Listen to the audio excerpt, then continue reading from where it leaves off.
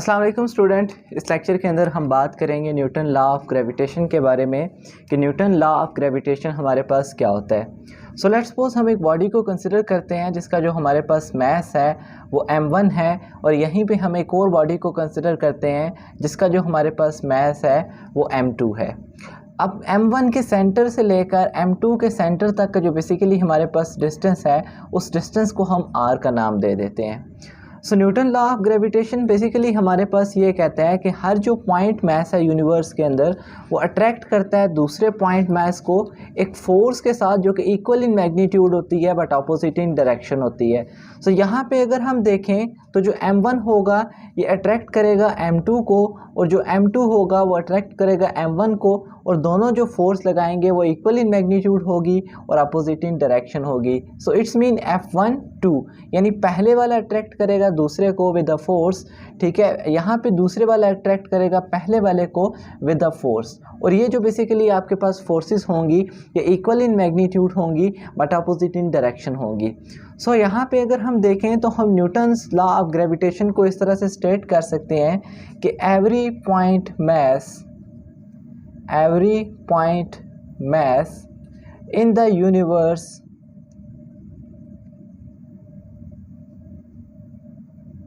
attract every other point mass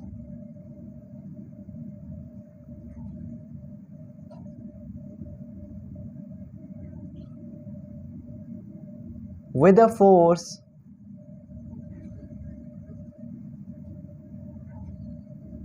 that is directly proportional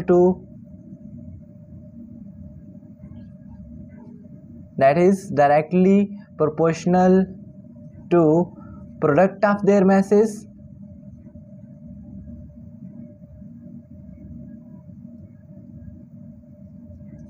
and inversely proportional to square of distance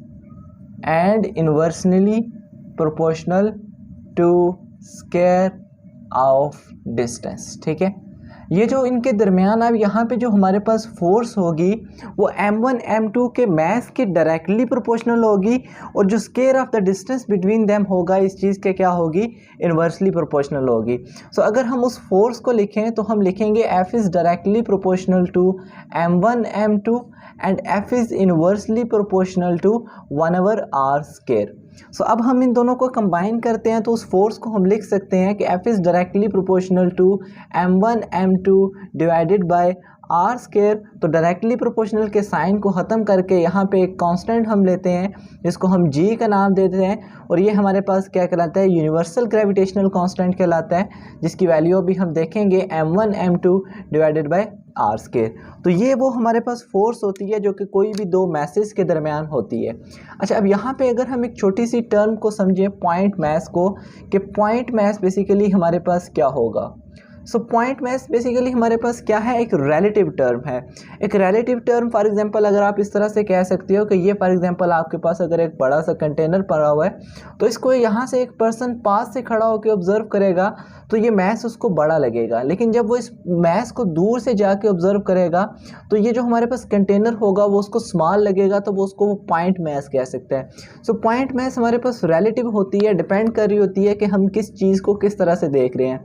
similarly देखें हम अर्थ और सन की बात करते हैं तो उनके दरमियान हमारे पास जो डिस्टेंस होता है वो बहुत ज़्यादा हो जाता है, तो इस वजह से हम क्या कहते हैं कि अर्थ और सन भी हमारे पास क्या है, एज अ पॉइंट मास के तौर पे बिहेव करते हैं, और वहाँ पे भी हम क्या कर सकते हैं कि जो न्यूटन लॉ ऑफ ग्रेविटेशन है उसको यूज़ कर सकते हैं। अब हम बात करेंगे जी के बारे में कि जी हमारे पास क्या होता है। तो जी को अगर हम देखें तो जी हमारे पास होता है universal gravitational constant. Universal gravitational constant ये बेसिकली हमारे पास कहलाता है, जिसकी जो वैल्यू होती है ये हमारे पास क्या होती है, कांस्टेंट होती है, और ये जो इसकी हमारे पास वैल्यू होती है वो होती है 6.67 10⁻⁻11 न्यूटन मीटर स्क्वायर पर kg स्क्वायर। अच्छा, ये जो g की वैल्यू है ये आप किस तरह से इसके यूनिट किस तरह से निकाल सकते हो। फॉर एग्जांपल देखें यहाँ पे जो हमारे पास फोर्स का यूनिट होगा वो न्यूटन होगा, g का यूनिट हमने निकालना है, मास का यूनिट kg, तो kg से मल्टीप्लाई होके kg स्क्वायर डिवाइडेड बाय नीचे आपके पास क्या है मीटर स्क्वायर। तो सिंपली यहाँ से अगर आप जी का यूनिट लिखेंगे तो वो आपके पास newton metre square divided by KG square के इक्वल आ जाएगा। सो ये हमारे पास क्या होता है, यूनिवर्सल ग्रेविटेशनल कांस्टेंट होता है। सो अब हम कुछ पॉइंट्स लिखेंगे, कुछ इंपॉर्टेंट बातें लिखेंगे जो कि हमारे पास न्यूटन लॉ ऑफ ग्रेविटेशन के बारे में होती हैं, या कोई भी फोर्स जो कि हमारे पास दो मैसेज के दरमियान होती है उसके बारे में होती है। अच्छा, उन पॉइंट्स के बारे में हम बात करें तो जो फोर्स की वैल्यू हमने कैलकुलेट की है वो देखा है हमने कि F is equal to G m1 m2 divided by R square के इक्वल होती है। अब ये अच्छा, यही सेम फोर्स क्या होती है हमारे पास चार्जेस के दरमियान होती है। वहाँ पे जस्ट हमारे पास क्या आ जाता है, k q1 q2 divided by R square, यानी चार्जेस का मैग्नीट्यूड आ जाता है।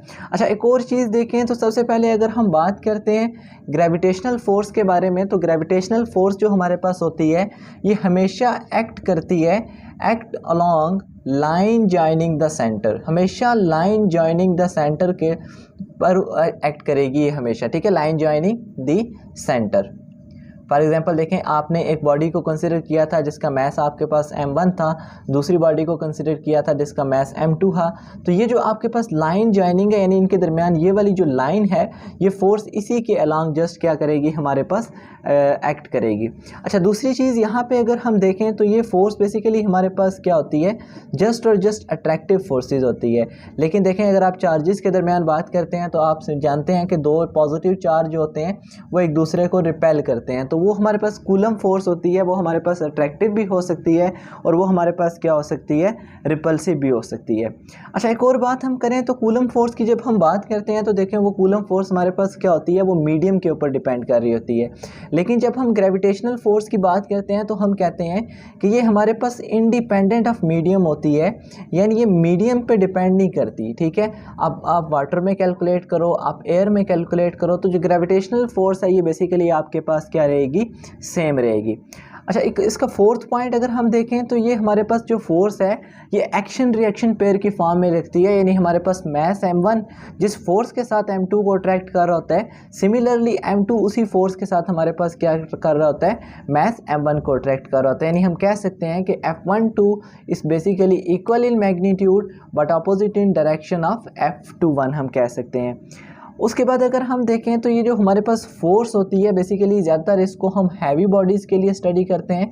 देखें, हम पॉइंट मैस की बात तो करते हैं, ठीक है, हैवी बॉडीज़ हम इसलिए यहाँ पे लेते हैं क्योंकि देखें जब हम देखें सन और अर्थ की बात करते हैं तो उनके दरमियान जब हमारे पास डिस्टेंस ज़्यादा हो जाता है तो उस टाइम हमारे पास क्या होता है कि वो भी एज अ पॉइंट मैस के तौर पर बिहेव करते हैं, और इस वजह से हम क्या कहते हैं कि ये जो हमारे पास फोर्स होती है ये हैवी बॉडीज़ के लिए ज़्यादा सिग्निफिकेंस होती है।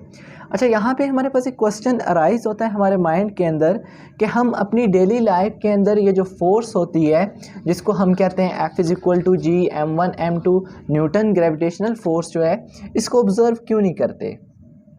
फॉर एग्जांपल अगर आप देखें दो पर्सनस को कंसिडर करते हैं, लेट्स सपोज ये एक पर्सन है, ठीक है, जिसको हम फॉर एग्जांपल फर्स्ट पर्सन कह देते हैं, और ये हमारे पास एक पर्सन है जिसको हम सेकंड पर्सन कह देते हैं। तो देखें इन दोनों पर्सनस का भी मास है, तो रियल लाइफ के अंदर हम इनके दरमियान एक ग्रेविटेशनल फोर्स को क्यों ऑब्जर्व नहीं करते।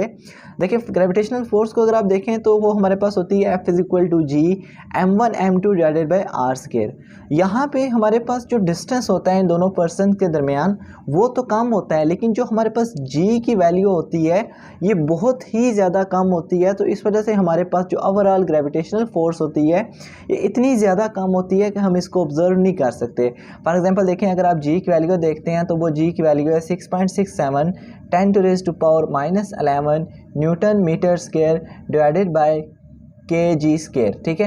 तो देखें 10⁻⁻11 यानी कितने बड़े भी मैसेज बेशक आप ले लें तो इससे मल्टीप्लाई होकर वो इतने छोटे हो जाएंगे कि इस जो फोर्स है न्यूटन फोर्स, इसको आप अपनी डेली लाइफ के अंदर ऑब्जर्व नहीं कर सकते।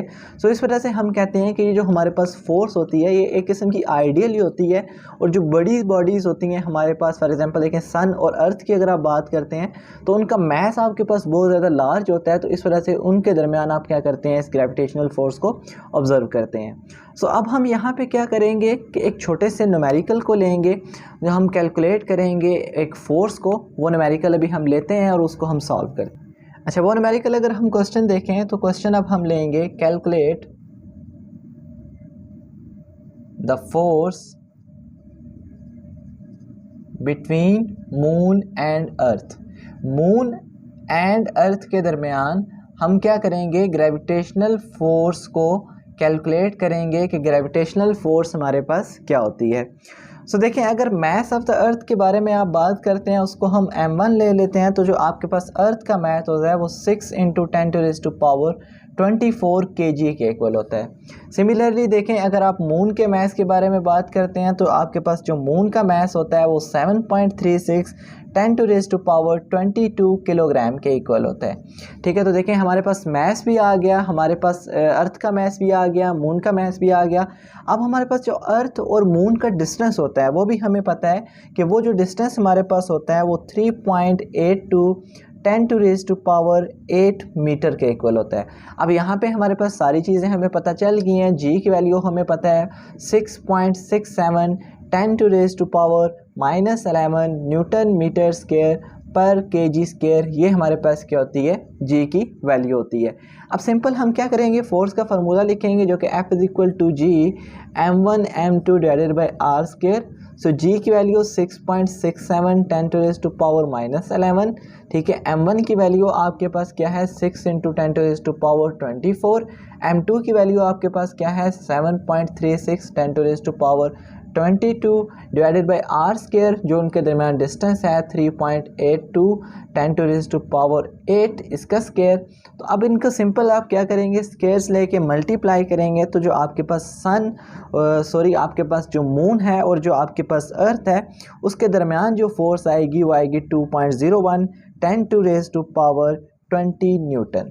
तो यहाँ पे देखें हमारे पास 10⁻+20 न्यूटन फोर्स आई है, क्योंकि हमारे पास जो इनके मैसेज थे वो देखें बहुत ज़्यादा लार्ज हैं। लेकिन रियल लाइफ के अंदर अगर हम बात करते हैं तो हम कोई भी मैस लेते हैं तो वो हमारे पास इतना लार्ज नहीं होता कि उसके दरमियान हम फोर्स को ऑब्जर्व कर सकें। सो ये बेसिकली हमारे पास एक छोटा सा लेक्चर था जो कि न्यूटन लॉ ऑफ ग्रेविटेशन के ऊपर बेस्ड था। आई होप दैट आप लोगों ने लेक्चर्स को एंजॉय किया होगा। सो मिलते हैं नेक्स्ट वीडियो के अंदर। अल्लाह हाफिज़।